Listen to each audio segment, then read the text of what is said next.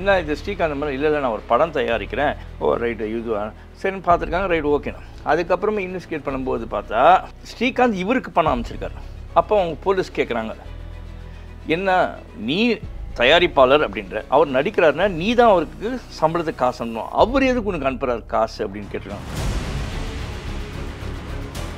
ரைட்டுன்னு உடனே ஸ்ரீகாந்த் வீட்டுக்கு Nungambakkam police station தானே, உடனே பக்கத்துலேயே போலீஸ் ஸ்டேஷன் இது வீடு யாருன்னு ஸ்ரீகாந்த் வீடு காலில் போய் தூக்கியிருக்காங்க.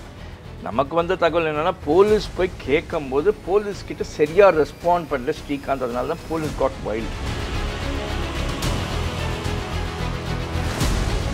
நடிகர் கிருஷ்ணா இருக்காரு, இந்த கழுகு கிருஷ்ணான்ட்டு அவர், அப்புறமா வந்து இன்னும் சில நடிகரின் பேர்லாம் இதை சொல்லியிருக்காங்க. அப்புறம் சில பிஸ்னஸ் டைக்கான்ஸ் பேர்லாம் சொல்லியிருக்காங்க. சாதாரண ஆல்கோஹால் ட்ரிங்க் அது மாதிரிலாம் எடுத்திங்கன்னா வந்து ஒரு 48 hours வரைக்கும் இருக்கும். கொக்கைன், பெத்தட்டில், அப்புறமா ஃபியூ ட்ரக் இதெல்லாம் இருக்குது. அதெல்லாம் வந்து it will stay for 45 days. பாடகி சுசித்ரா இருக்காங்களே, அவங்க ஓப்பன் ஸ்டேட்மெண்ட்டே சொன்னாங்க, பார்ட்டி நடக்கும், இந்த பார்ட்டியில் வந்து சில நடிகைங்க பேரை சொல்லி இவங்கெல்லாம் வந்து கொக்கைனை வந்து கன்சியூம் பண்ணுவாங்க. அன்றைக்கே வந்து என்சிபி நார்கோட்டிக்ஸ் கண்ட்ரோல் பியூரோவோ இல்லை போலீஸோ சுசித்ராவை கூட்டி என்கொயர் பண்ணியிருக்கோம், பண்ணலை. அப்போ அவங்க சொன்னது உண்மையாக தானே. நீங்கள் சிங்கம் படத்தில் அந்த நைஜீரியா ஆள் வருவோம் ஒருத்தவங்க, அதே மாதிரி தான் இங்கே வந்து இந்த பிரசாத்துக்கு வந்து போலீஸ் இன்வெஸ்டிகேஷன் என்ன சொல்லியிருக்காங்க, நைஜீரியாவோட கான்டாக்ட் பெங்களூரில் இருக்கவங்களோட கான்டாக்ட் இருக்குது அப்படின்றாங்க. அது கூட ட்ரக்ஸ் வச்சு தான் நிறைய படங்கள் பண்ணுறாரு. கமல் கூட ட்ரக் ஃப்ரீ சொசைட்டி உருவாக்கணும்லாம் பேசினார். பட் நடிகர் சங்கத்தில் இருந்தப்போ கமல்ஹாசன் அவர்களும் இதை பற்றி எதுவுமே வாய் திறக்காமல் இருக்காங்க. ஃபில்மி பீட் தமிழ் நேயர்களுக்கு வணக்கம். கோடம்பாக்கத்தில் கடந்த 2 நாட்களாக மிகவும் பரபரப்பாக பேசக்கூடிய ஒரு விஷயம் அப்படின்னா கொக்கைன். நடிகர்கள் ஸ்ரீகாந்த் கொக்கைன் பயன்படுத்தியிருக்காரு. அவரை தொடர்ந்து இன்னும் நடிகர் கிருஷ்ணா, இன்னும் பல நடிகர்கள் மேலே விசாரணை நடக்க போகுது அப்படின்ற ஒரு மிகப்பெரிய கான்ட்ரவர்சியான ஒரு டாபிக் தான் போயிட்டுருக்கு. தமிழ் சினிமாவில் இதுதான் முதல் முறையாக, இதுக்கு முன்னாடி நடிகர்கள் யாரும் இந்த மாதிரி மாட்டியிருக்காங்களா, இதுக்கான காரணம் என்ன அப்படின்ட்டு நிறைய விஷயங்களை நம்ம கூட ஷேர் பண்ணிக்கிறதுக்காக மூத்த பத்திரிகையாளர் ஒற்றன்துரை அவர்கள் வந்திருக்காரு. அவர்கிட்ட நிறைய விஷயங்கள் கேட்டு தெரிஞ்சுக்கலாம். வணக்கம் சார். வணக்கம் ரஞ்சித். ஆரம்பத்தில் சொன்ன மாதிரி கோடம்பாக்கத்தையே மிகப்பெரிய பரபரப்பில் ஆக்கல ஒரு விஷயம் அப்படின்னா ஸ்ரீகாந்த் வந்து கைது செய்யப்பட்ட ஒரு விஷயம்தான். முதல்ல ஸ்ரீகாந்த் எப்படி கைது செய்யப்படுறாரு, இதுக்கு எப்படி அவர் மாட்டினார்? இல்லை, ஃபஸ்ட்டு நான் சொல்ல வேண்டியது என்ன அப்படின்னு பார்த்தீங்கன்னா, it is not only the celebrities மட்டும்தான் யூஸ் பண்ணுறாங்கன்னு சொல்ல, கன்சியூம் பண்ணுறாங்க ட்ரக்ஸ், அதாவது சைக்கோட்ரோபிக் ட்ரக்ஸ் எல்லாம் பண்ணுறாங்கன்னு சொல்ல முடியாது. ஏன்னா வந்து பிஸ்னஸ் டைக்கான்ஸ் அந்த மாதிரிலாம் லோ ப்ரொஃபைலில் இருக்கவங்க யாருமே யூஸ் பண்ண மாட்டாங்க. ஏன்னா அது பார்த்தீங்கனாலே இப்போ இந்த ஸ்ரீகாந்த் விஷயத்தில் இப்போ கிராம் வந்து 12,000 rupees ஆகுது. அவ்வளோ கொடுத்து யாரும் வாங்க மாட்டான். அவன் 100 ரூபா கொடுத்துட்டு அவனுக்கு போதை ஏறணும்னா குடிச்சிட்டு போயிடும் ஒயின் ஷாப்பில் போய்ட்டு. புரியுங்களா? இது பண்ணுறது எல்லாமே ஹை ப்ரொஃபைலில் இருக்கக்கூடிய ஒன்று செலிபிரிட்டிஸ், இல்லைன்னா வந்து பார்த்தீங்கன்னா ஒரு பிஸ்னஸ் டைக்கான்ஸ், ஏன்னா பெரிய பெரிய வருமானம் ஈட்டக்கூடிய ஆட்கள், இல்லை பெரிய லெவலில் நல்ல கட்ட பஞ்சாயத்து பண்ணி நல்லா கொழுத்து போய் இருக்கவங்க வந்து யூஸ் பண்ணக்கூடிய மட்டும்தான். எலைட்டில் இருக்கவங்க மட்டும்தான். எலைட்டில் கட்ட பஞ்சாயத்து பண்ணுறேன்னு நீங்கள் எலைட்டுன்னு சொல்ல முடியாது, ஊரை ஏமாற்றி சாப்பிட்ற காசு, அவங்களாம் தான் இந்த மாதிரி பண்ண முடியும். இதுதான் ஃபஸ்ட்டு ஒன்று. இது வந்து யூசேஜ் வந்து வெளியில் தெரியறது என்னன்னா, செலிபிரிட்டினா ஈஸியாக தெரிஞ்சிடுற ஒரு ரீசனில் தான் இன்றைக்கி ஸ்ரீகாந்த் தான் மாட்டாங்க. நீங்கள் வந்து ஒரு 6 yearsக்கு முன்னால் இருக்கும், 5 to 6 yearsக்கு முன்னால் பார்த்தீங்கன்னா தெலுங்கு இண்டஸ்ட்ரியில் வந்து ரவி தேஜான்னு ஒரு நடிகர் இருக்கார். அவரோட பிரதர் வந்து ட்ரக் டிராஃபிக்கிங் பண்ணிகிட்டே மாட்டிக்கினார். புரியுதுங்களா? அவர் மாட்டிருக்காரு. இப்போ ரீசெண்டாக ஒரு 2 yearsக்கு முன்னால் பார்த்தீங்கன்னா ஷாருக் கானோட சன் இருக்கார்ல, அவர் வந்து ஒரு பர்த்டே பார்ட்டியில் இன்னும் வந்து அந்த ட்ரக் இதில் வந்து அரெஸ்ட் பண்ணாங்க. அதுக்கப்புறமா லாஸ்ட்டாக வந்து இல்லைன்னு சொல்லி சொன்னாங்க. அது வேறு மாதிரி ஆகிடுச்சுன்னு வச்சுக்கோங்க. இந்த மாதிரி நிறைய பேர் மாட்டியிருக்காங்க. ஒரு 3-4 yearsக்கு முன்னால் பார்த்திங்கன்னா நம்ம குஷ்பு அவங்க படத்துலலாம் நடிப்பாங்களா, அவங்க பேர் நிக்கி கல்ராணி. அவங்களுடைய சிஸ்டர் சஞ்சனா கல்ராணி இருக்காங்களே, அவங்க வந்து பெங்களூரில் வந்து ட்ரக் யூஸ் பண்ணாங்க அப்படின்னு சொல்லிட்டு அவங்க மாட்டினாங்க. இது தொடர்ந்து நடக்கக்கூடிய இப்போ சமீபத்தில் வேற ஒருத்தங்க கூட பெங்களூரில் மாட்டினாங்க. இந்த ட்ரக் யூசேஜ்ன்றது இந்த ஹை ப்ரொஃபைலில் இருக்கவங்க யூஸ் பண்ணுறாங்க. இதை தடுக்கணும் அப்படின்னு பார்த்தீங்கன்னா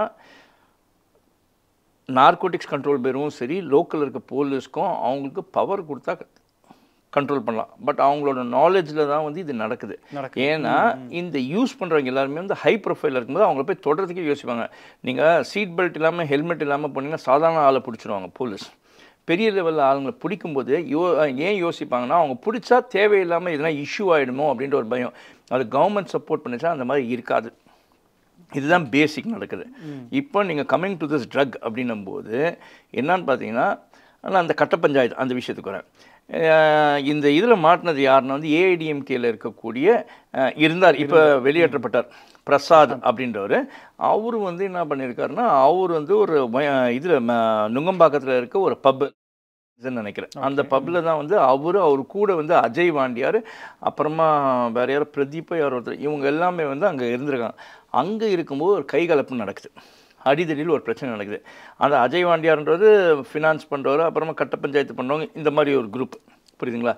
அவங்கெல்லாம் ஒரு டீமாக இருந்து பண்ணிட்டு இருக்காங்க. அப்போ அந்த தகராறான போலீஸ் வராங்க, போலீஸ் வந்து அவங்கள தூக்கின்னு போய் அரெஸ்ட் பண்ணுறாங்க. அரெஸ்ட் பண்ணி என்கொயர் பண்ணுறாங்க, எல்லாமே நடக்கும். இவரை தூக்குனாங்க அப்படின்னு தெரிஞ்சோடனே இவங்க மேலே ஒரு வெளியிலேருந்துலாம் கம்ப்ளைண்ட்ஸ் வருது. என்னன்னா, அவங்க 2 பேர் மேலே என்ன அலெஜ் பண்ணுறாங்கன்னா வந்து, இவங்க வந்து ஜாப் வாங்கி கொடுக்குறேன்னு சொல்லிட்டு, கவர்மெண்ட்டில் வேலை வாங்கி கொடுக்குறேன்னு சொல்லிட்டு காசு வாங்கிட்டு ஏமாற்றிட்டாங்க அப்படின்றாங்க.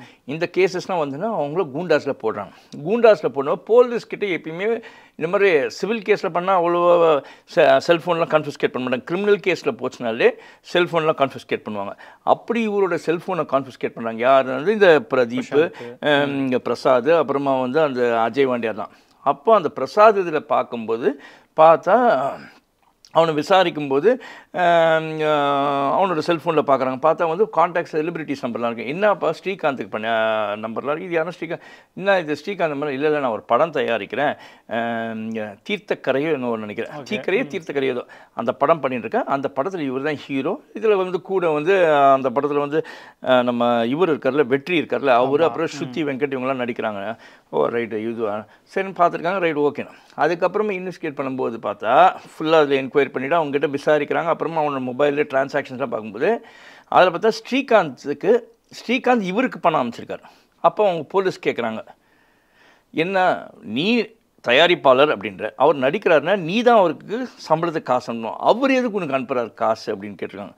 பார்த்தா ஒவ்வொரு வாட்டியும் பாட்டாக அமௌண்ட் வந்து ஒரு 4.72 lakhs காமிச்சிருக்காங்க. என்னான்னு ஏதுன்னு விசாரிக்கும். ஏன்னா போலீஸ் வந்து லைட்டாக ஸ்மெல் பண்ணிட்டாங்க, இவன் மேலே வந்து ரெகுலராக பாருக்கு வராங்கன்னா போலீஸ்க்கு தெரியும் சார். நீங்கள் ஒரு சின்ன செலிபிரிட்டியாக இருந்தாலே உங்களை பற்றி டேட்டா வந்து ஐஎஸ்ட் நோட் பண்ணி வச்சுப்பாங்க. இவன் யார் ஒரு லோக்கலில் ஒரு ரவுடி இருக்கானா, அந்த லோக்கலில் இருக்க ஐஎஸ் போலீஸ் வந்து அவனோட டேட்டாலாம் எடுத்து வச்சுப்பாங்க கரெக்டாக.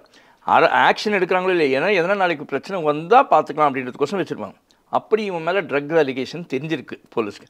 உடனே அப்புறமா பார்த்தா அவனை விசாரிக்கும்போது ஸ்ரீகாந்துக்கு என்னடானா, இல்லை நான் ஸ்ரீகாந்துக்கு ட்ரக்ஸ் சப்ளை பண்ணேன், என்னடானா கொக்கைன்னு அப்படின்னுங்க.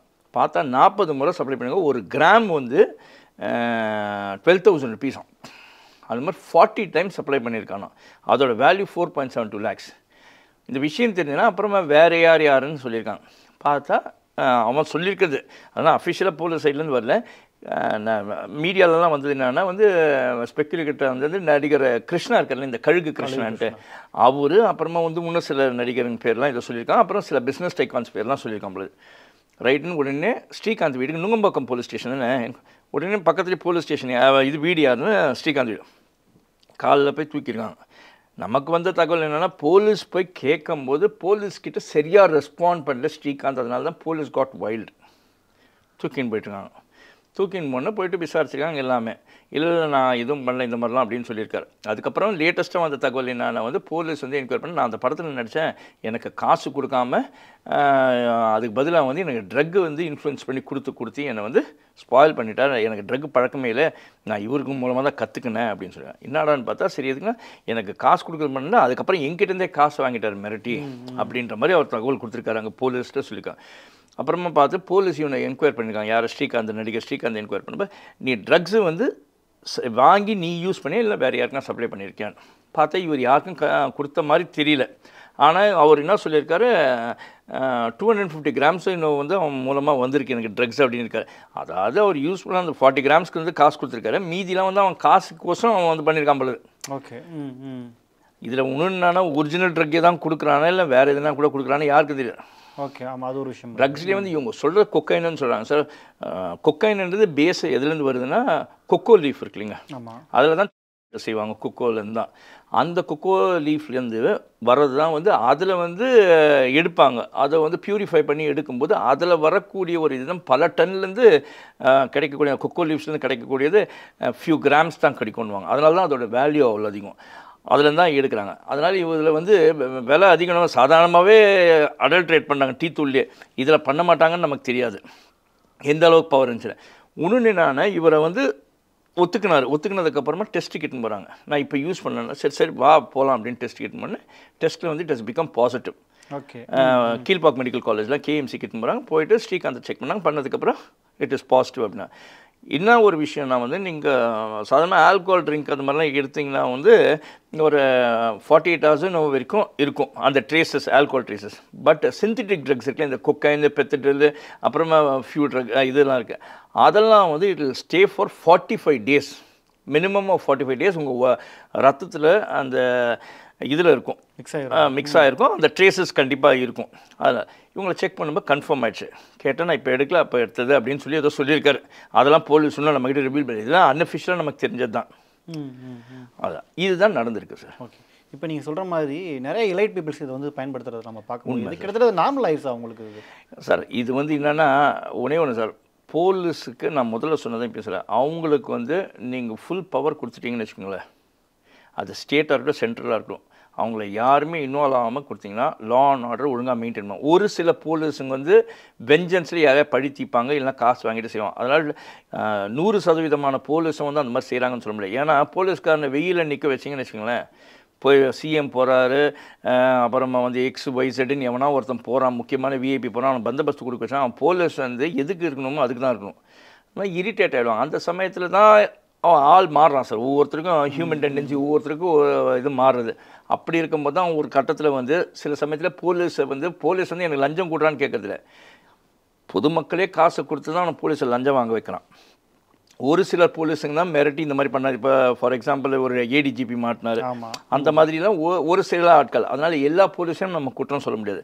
நீங்கள் போலீஸ்க்கான அந்த பவரை அவங்கள யூட்டிலைஸ் பண்ண சொல்லி கொடுத்துட்டு நீங்கள் இன்வால்வ் ஆகாமல் இருந்தீங்கன்னா police law and order maintain பண்ணுவாங்க. நீங்கள் ஒயின் ஷாப்பை போனீங்கனால 10 மணிக்கு மேலே ஒயின் ஷாப் வைக்கக்கூடாது சார். இதுதான் சட்டம் சொல்லுது தமிழ்நாட்டில். ஆனால் 24/7 ஒயின் ஷாப் இருக்குது. காரணம் என்ன, போலீஸ் போய் பிடிக்க போனால் அந்த லோக்கலில் இருக்க வட்ட செயலாளர், மாவட்ட செயலாளர் எல்லாம் ப்ரெஷர் பண்ணுவோம். பார்த்தா மினிஸ்டர் லெவல்லேருந்து வரும். ஏன்னா எல்லாருக்குமே கட்டிங் போகுது. தான் சாப்பிட்றதுனால அந்த மினிஸ்டர் அந்த போலீஸ்காரன் கொடுத்தோன்னா சரி போலீஸ்காரன் வந்திருக்க லாபம் நமக்கு ஏண்டா பார்க்க அப்படின்னு சொல்லிட்டு அவன் சஸ்டெயின் பண்ணிக்கணுமேன்றதுக்கு சரி நம்ம வேலையை நம்ம பாதுகாத்துக்கணுமே அப்படி தான் இருக்கான். போலீஸ்காரன் விருப்பப்பட்டு லா அண்ட் ஆர்டரை தவற விட்டுறதில்ல. அவனோட சந்தர்ப்ப சூழ்நிலை தான் அவனை இப்படி மாற்றுது. இல்லைன்னா நாளைக்கு ரொம்ப ஸ்ட்ரிக்டாக நீங்கள் நிறைய பாருங்க IAS IPS ஆஃபீஸர் ரொம்ப ஸ்ட்ரிக்டாக இருந்தாங்கன்னா they'll be transferred. ஒரே மாதத்தில் பார்த்தீங்கன்னா 3 இடத்துல ட்ரான்ஸ்ஃபர் பண்ணுவாங்க. அதெல்லாம் அவாய்ட் பண்ண இவன் தலையெழுத்தாச்சுன்னு தான் இப்படி இருக்கும். நேர்மையாக இருந்தால் இதெல்லாம் நடக்கும். இதெல்லாம் நடக்குது. அதனால் வந்து இது போலீஸை மட்டும் சொல்ல முடியாது சார். இப்போ உங்கள் வீட்டு பக்கத்துலேயே ஏதோ ஒரு ஒயின் ஷாப் இருக்குன்னா நீங்கள் எத்தனை பேர் போய் கம்ப்ளைண்ட் பண்ணுறான் ராத்திரியில் பிரச்சனை? யாரும் பண்ணுறதில்ல.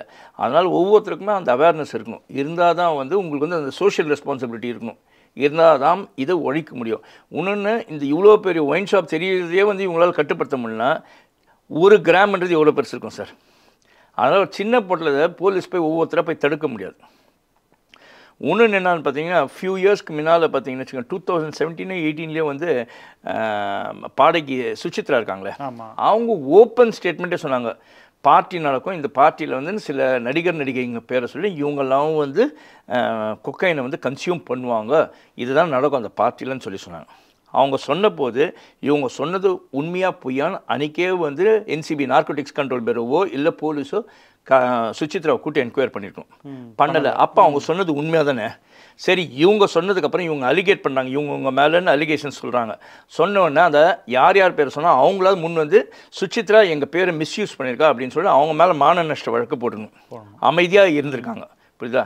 இல்லையா அவங்க நேராக வந்து நாங்களாம் நேர்மையானவங்க, நாங்கள் அந்த மாதிரி பழக்கமே இல்லை அப்படின்னு அவங்களே ஒரு ஓப்பன் டிக்ளரேஷன் கொடுத்து கன்ஃபர்ஸ் பண்ணி என்னை வந்து செக் பண்ணிக்கோங்க, எனக்கு அந்த மாதிரி இல்லை, என்னை மெடிக்கல் டெஸ்ட் பண்ணுங்கன்னு சொல்லியிருக்கோம். சொல்லலைன்னும் போது நெருப்பு இல்லாமல் புகையாது சார். அப்படி இருக்கும்போது இந்த யூசேஜ் ஆஃப் ட்ரக்ஸு நிறைய பேர், அதாவது வந்து சினிமா வட்டாரம், அது இல்லாமல் பெரிய பெரிய பிஸ்னஸ் ஆட்களுங்கோட இதில் இருக்குது அப்படின்றது தான் நான் நினைக்கிறேன். பட் இப்போ சிக்கியிருக்கிறது பார்த்தீங்கன்னா ஸ்ரீகாந்த் மற்றும் கிருஷ்ணா, இவங்க 2 பேர் தான். இவங்க 2 பேருமே ஒரு காலத்தில் நல்ல நல்ல படங்கள் கொடுத்தவங்க. இப்போ கொஞ்சம் பட வாய்ப்புகள் இல்லாமல் கொஞ்சம் ஃபார்ம் அவுட்டில் தான் இருக்காங்க. ஆமாம். ஸோ இந்த மாதிரி ஆட்கள் வந்து ரொம்ப ஈஸியாக அடிமையாயிடுறாங்களா? வெற்றி இல்லாமல் டிப்ரெஷனுக்கு போயினா இதில் என்னென்னா சார், நீங்கள் ஒரு பெரிய செலிபிரிட்டி பார்த்தீங்கன்னு வச்சுக்கோங்க, அந்த செலிபிரிட்டி கூட ஃப்ரெண்ட்ஸ் இருப்பாங்க சார்.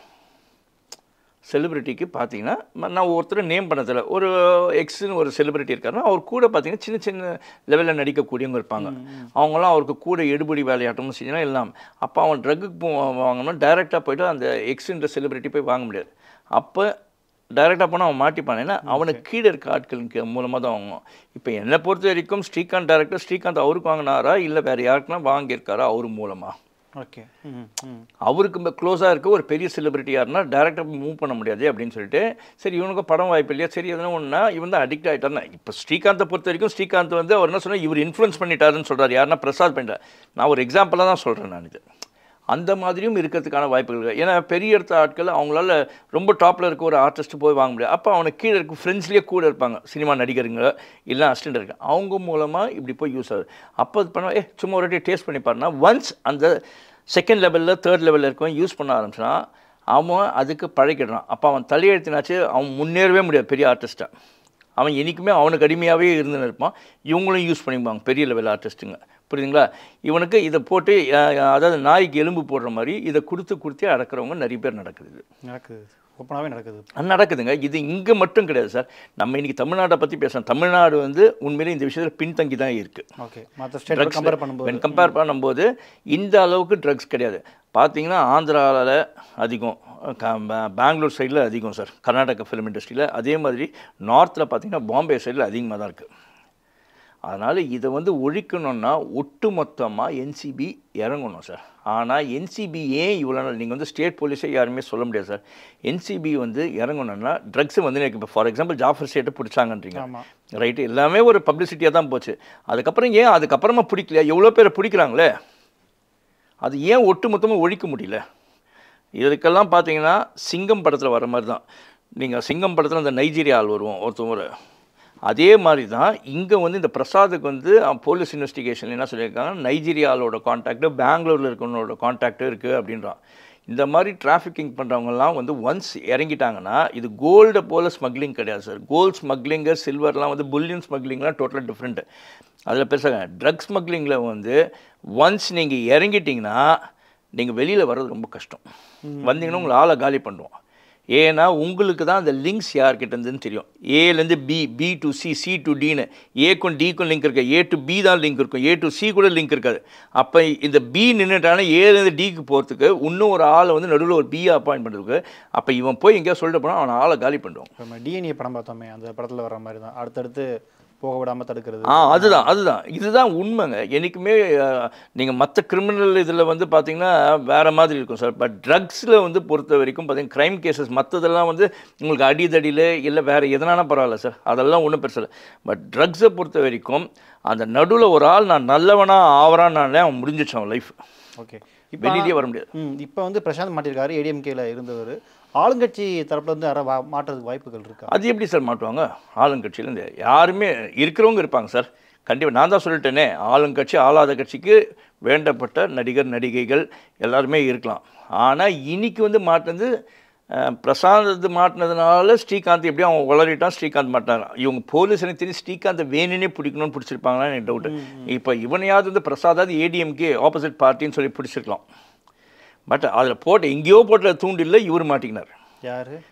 ஸ்ரீகாந்த். அதுதான் நடந்திருக்கு. அதில் கிருஷ்ணா சொல்லிட்டான். ஏன்னா ஒன்ஸ் சொல்லிட்டதுக்கு அப்புறமா நாளைக்கு ஜட்ஜு முன்னால் போய் சொன்னானே ஏன் பிடிக்கலன்னு போலீஸ் கேட்பாங்க. அதனால தான் வந்து ஸ்ரீகாந்தை பிடிச்சிருப்பாங்க. போருமான வரைக்கும் போலீஸ் வந்து ஹை ப்ரொஃபைலில் இருக்கவங்கள விட்டுருவாங்க சார். எலைட் பீப்புளை வந்து கண்டுக்காமல் தான் இருப்பாங்க. ஏன்னா நாளைக்கு அவங்களை அரெஸ்ட் பண்ணிவிட்டு, இப்போ ஸ்ரீகாந்த் இன்றைக்கி அரெஸ்ட் பண்ணுறான் sir. Srikanth if you had been an influential பர்சன்னா அந்த போலீஸ்னா ட்ரான்ஸ்ஃபர் ஆகிட்டு இருப்பான் சார். ஓகே. தண்ணியில் அதை காட்டுக்கு போய்ட்டுருப்பான். இன்கேஸ் அவங்க வந்து ஒரு ரூலிங் பார்ட்டி, இன்றைக்கி டிஎம்கே இருக்காங்க சார், நாளைக்கு ஏடிஎம்கே இருக்கலாம், நாளைக்கு பிஜேபி இருக்கலாம், காங்கிரஸ் இருக்கலாம், யாருன்னா இருக்கலாம். அந்த ரூலிங் பார்ட்டி ஆள் வேண்டப்பட்ட ஆளை அரெஸ்ட் பண்ணியிருந்தான்னா அவன் அந்த அரெஸ்ட் பண்ண நேர்மையான போலீஸாக இருந்தால் கூட அவன் மேலே என்னென்ன அலிகேஷன்ஸ் போட முடியுமா, இல்லை கரப்ஷன் கேஸ் போட்டு முடிஞ்சால் அவன் வீட்டில் கஞ்சா வச்சுட்டு இவங்க கஞ்சா கடத்தினான்னு சொல்லுவாங்க. ஏன்னா இந்த மாதிரி நேர்மையான போலீஸ் அதிகாரிங்க பல பேர் மாட்டியிருக்காங்க. ஒரு 2 பிளாக் ஷீப்ஸ் அந்த போலீஸில் இருப்பாங்க, அவங்கள வச்சு யூஸ் பண்ணி இவங்களை காலி பண்ணுவாங்க. ஓகே. இதுதான் நடக்குது. பட் நம்ம சினிமாவிலே நிறைய படங்கள் பார்க்குறோம். அந்த ட்ரக்ஸ் வச்சு இப்போ நிறைய படங்கள் அதிகரிச்சிருச்சு. லோகேஷ் கனகராஜ் கூட ட்ரக்ஸ் வச்சு தான் நிறைய படங்கள் பண்ணுறாரு. கமல் கூட ட்ரக் ஃப்ரீ சொசைட்டியை உருவாக்கணும்லாம் பேசினார். பட் நடிகர் சங்கத்தில் இருந்தப்போ கமல்ஹாசன் அவர்களும் இதை பற்றி எதுவுமே வாய் திறக்காமல் இருக்காங்களே இதுவரை. இதை பற்றி நான் பல பேட்டியில் சொல்லியிருக்கேன், விமர்சனங்களில் சொல்லியிருக்கேன், நான் எழுதக்கூடிய கட்டுரையிலையும் எழுதியிருக்கேன். இவங்க பேச்சு அளவில் தான் இருக்குது. நான் என்ன சொல்கிறேன் சார், நல்ல படங்கள் ஃபார் எக்ஸாம்பிள் நீங்கள் பெரிய பெரிய செலிப்ரிட்டிஸ் பார்த்தீங்கன்னா இந்த மாதிரி ஆக்ஷன் ரத்த கலரி இருக்க படம், ட்ரக்ஸ் எல்லாம் நிறைஞ்ச ஒரு படத்தை தான் வந்து ப்ரொமோட் பண்ணுறாங்க. அந்த படம் நல்லா இருந்துச்சு அப்படின்னு. படம் நல்லா தான் இருக்கும், பட் அதில் இருக்க தீமைகள்லாம் தெரியுதுல. ஆனால் சில நல்ல படங்கள் வருது, சின்ன படங்கள், அதுக்கு ஏன் இவங்க போய் பப்ளிசிட்டி பண்ண மாட்டேன்றாங்க? இதே செலிப்ரிட்டிஸ் வந்து அந்த சின்ன படங்களுக்கு போய் பப்ளிசிட்டி பண்ணுறதில்ல. இப்போ உதாரணத்துக்கு பார்த்தீங்கன்னா சிம்பிளாக ஒன்று சொல்கிறேன் சார். திருக்குறள்னு ஒரு படம் நேற்று நான் பார்த்தேன். அந்த படம் வந்து தமிழ், திருவள்ளுவர், திருக்குறள் இது மூணுத்துக்கும் முக்கியத்துவம் கொடுத்து அந்த ஆள் வந்து அந்த டைரக்டர் வந்து பாலகிருஷ்ணன் இதுக்கு முன்னால் வந்து காந்தியை பற்றி ஒரு படம், கோ பேக் காந்தியோ ஏதோ ஒரு படம் பண்ணார், கம்பேக் காந்தியா சரி அது ஒன்று, அப்புறம் காமராஜரை பற்றி ஒரு படம் பண்ணார். மூணாவது இப்போ இந்த படம் பண்ணுறாரு. அவருக்கு பொருளாதார பற்றாக்குறையில் பண்ணுறாரு. அவர் வந்து வயசில் பெரிய ஒரு, எனக்கு தெரிஞ்சு ஒரு 65-70 இயர்ஸ் இருக்கும்னு நினைக்கிறேன். 65 இயர்ஸாக இருக்கும். அவர் வந்து ஒரு பேஷனில் செய்கிறார். இந்த ஒரு படம் வந்துருச்சுன்னு தெரிஞ்சிச்சு. எத்தனை செலிப்ரிட்டி வந்தாங்க சார் வெளியில் வந்து அந்த காந்தி பற்றி ஒரு இது சரி திருக்குறளை பற்றி நியூஸ்லாம் வந்துச்சு. கவர்மெண்ட்டும் சப்போர்ட் பண்ணல, யாரும் அதை பற்றி ஒரு வார்த்தை பேசல. செலிபிரிட்டிஸும் எல்லாம் தமிழ்னு பேசுகிறாங்களே, அவங்க வந்து முன்னே சொல்லலாம். அதுக்கு முன்னால் ஒரு படம் வந்து ஒரு போதைக்கு அடிமையானவனை பற்றி ஒரு கதை ஒன்று இப்போ ரீசெண்டாக வந்துச்சு ஒரு படம். அந்த படத்தை வந்து நல்ல விஷயந்தான் சொல்லியிருக்காங்க. அந்த படத்துக்கு எத்தனை செலிபிரிட்டி வந்து சொன்னாங்க பாராட்டே. இதுக்கு முன்னால் நிறைய சமூகத்துக்கு நல்லது சொல்லக்கூடிய மெசேஜ் ஓரியன்ட் ஃபிலிம்ஸ் வந்திருக்கு. பட் அதெல்லாம் சின்ன பட்ஜெட் படம், ஆர்டிஸ்ட்னால் அதுக்கு யாரும் முன்னிருந்து செய்கிறதில்ல. இதுக்கெல்லாம் முன்னிருந்து அவங்க வந்து சப்போர்ட் பண்ணாங்கன்னா நல்ல படங்கள் வரும். இன்றைக்கி சப்போர்ட் பண்ண ஏன் நீங்கள் வந்து தியேட்டரில் போனீங்கன்னா ஒரு படத்தில் ஆக்ஷன் படமாக இருந்தால் உடனே வந்து தியேட்டர்ஸு உங்களுக்கு கிடச்சிடுது இல்லையா, வந்து ஒரு ஹியூமர் நிறைந்த படமா.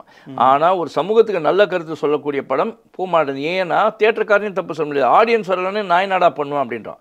இதுக்கு எல்லாமே மாறணும் அப்படின்னா பேரண்டிங் இருக்குல்ல சார், அதாவது விளையும் பயிர் முளையிலே தெரியும்னோம். நீங்கள் சின்ன வயசுலேருந்தே நீங்கள் குழந்தைய கொண்டாடுற விதத்தில் நீங்கள் ஒரு பேரண்ட்டாகவும் ஒழுங்காக இருக்கணும், அதே ஸ்கூல்லையும் ஒழுங்காக கொண்டாந்தாங்கன்னா நெக்ஸ்ட் ஜென்ரேஷன் நல்லாயிருக்கும். நான் என் வீட்டில் வந்து உட்காந்து ஆக்ஷன் படமே பார்த்துன்னு ரேப் சீன்ஸை பார்த்துன்னு இருந்தேன்னா எனக்கு ஒரு பையனோ யாரோ இருந்தானா அவன் ஹீல் பி இன்ஃப்ளூயன்ஸ்ட் அந்த மாதிரி படங்கள் தான் பார்ப்பான். அவனோட எண்ணம் திங்கிங் எல்லாமே அப்படி தான் போகும்.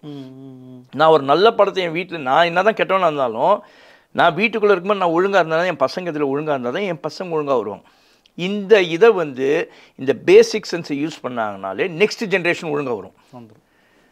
புரியுதுங்களா? நான் என் வீட்டில் எனக்கு ஒரு குழந்தை இருக்குது, என்ன நான் அங்கே உட்காந்து நான் பண்ணுவேன். நான் யோகியெல்லாம் இல்லை சார், நானும் வீட்டில் கோவத்தில் திட்டுவேன், எதனா கத்துவேன் யாருக்குன்னா ஃபோனில். பட் அப்புறம் வந்து ரியலைஸ் பண்ண வீட்டில் இருக்கேன். பட் என்னோடய இன்ஃப்ளூயன்ஸ் நாளைக்கு என்னோடய குழந்தை கெட்டுடும்ல சார், அதை எல்லோரும் யூஸ். அதே மாதிரி ஸ்கூல்ஸ்லேயும் வந்து நீங்கள் வந்து உங்கள் ஸ்டூடெண்ட்ஸ் இதில் நீங்கள் ஒழுக்கமாக நடந்தீங்கன்னா தான், ஒரு வாத்தியார் ஒழுங்காக நடந்தால் தான் அந்த ஸ்டூடெண்ட் ஒழுங்காக வந்தால் நெக்ஸ்ட்டு அவன் அடுத்த ஜென்ரேஷன் அவன் ஒழுங்காக பார்ப்பான். அவன் அவங்க அப்பா அம்மாவையோ இல்லை அவங்களோட வாத்தியாருங்க கிட்ட இருக்க கெட்ட பழக்கத்தை கற்றுக்கினானா நெக்ஸ்ட்டு அவன் வந்து அவனோட ஸ்டூடெண்ட்டுக்கு அதை தான் சொல்லிக் கொடுப்பான், இல்லை அவனோட பசங்களுக்கு அது தான் சொல்லிப்பான். இதுதான் நடக்கும் சார். அதனால் நீங்கள் ட்ரக்ஸு ஒழிக்கலாமா அப்படின்னு பார்த்தீங்கன்னா, ட்ரக்ஸை ஒழிக்கணும்னா பேசிக்காக ஒவ்வொரு இண்டிவிஜுவலும் திருந்தணும் சார். நான் நேர்மையாக இருப்பேன் அப்படின்னு, நான் கண்ட்ரோலோடு இருப்பேன். அதே மாதிரி ஒரு வாத்தியாரோ ஒரு பேரண்ட்டோ ஒழுங்காக இருந்தாங்கன்னா, சுய ஒழுக்கம் வேணும். அது சுய ஒழுக்கம் இருந்தால் வழியே திருத்தவே முடியாது சார். ஓகே, இப்போ இந்த கேஸில் அடுத்தடுத்து நடிகர்கள் சிக்க வாய்ப்பு இருக்கா, இல்லை இந்த கேஸுமே அது ஒரு வாரம் அப்படியே மறைச்சிடுவாங்களா அடுத்து போக? இப்போ ஜாஃபர் சாதிக்கு கதை பார்த்தீங்களே, அப்படியே முடிஞ்சிடுச்சு அந்த கதை, அப்படியே சைலண்ட் ஆகிடுச்சு. சொல்கிறதுக்குள்ள இன்னும் 2 மாதத்துக்கு கழிச்சு அவர் படத்தை ப்ரொடியூஸ் பண்ணலாம், எல்லாமே பண்ணலாம். இப்போ ரவி தேஜா அவங்க பிரதர் மீனை மாட்டினார், அதுக்கப்புறமா வந்து ரவி தேஜா படம் பண்ணிட்டு தான் இருக்காரு. சஞ்சனா கல்ராணி அவங்களும் மாட்டினாங்க, அதுக்கப்புறம் பண்ணிகிட்டே போனாங்க. இதில் என்ன அப்படின்னு பார்த்தீங்கன்னா, இவர் வந்து ஒரு கன்சியூம் பண்ணாருன்னு தான் இருக்குது. மறைஞ்சிடும் சார். நாளைக்கு இதே ஸ்ரீகாந்த் வந்து வெளியில் வந்ததுக்கப்புறம் அவர் தவற உணர்ந்துட்டேன் அப்படின்னு சொல்லிட்டு உணரலாம் சார். யார் வேணாலும் திருந்திக்கலாம், தப்பில்லை. அவர் திருந்தக்கூடாதுன்னு சொல்ல முடியாது, அவர் திருந்த முடியாதுன்னு சொல்ல முடியாது. திருந்திக்கினாலும் நாளைக்கு அவர் ஒரு படம் நடிக்கிறார், அந்த படம் நல்லா போச்சுன்னா கண்டிப்பாக வியாபாரம் அவர்கிட்ட தான் போகும். இதை மறந்துடுவாங்க. Okay sir. ஸோ பொறுத்து பார்ப்போம் இந்த வழக்கு எப்படி போகுது அப்படிங்கிறத. உங்களுடைய கருத்துக்களை பகிர்ந்துக்கிறதுக்கு ரொம்ப நன்றி சார். நன்றி ரஞ்சித்.